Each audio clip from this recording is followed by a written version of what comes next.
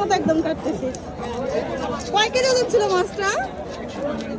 100 100 KG, 122 KG. ওরে আল্লাহ, এটা তো অনেক বড়। দাঁড়াও, একদম গরুর মাংসের মতো হয়ে গেছে ভিতরে।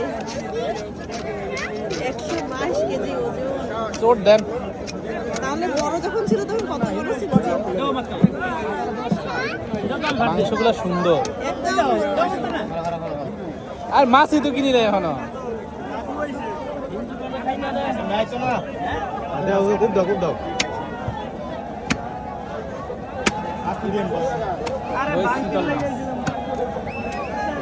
দেখে নিতে মন চাই তাদের। নেও 1 কেজি। এটা যারা খাইছে তারা বুঝতে পারবে।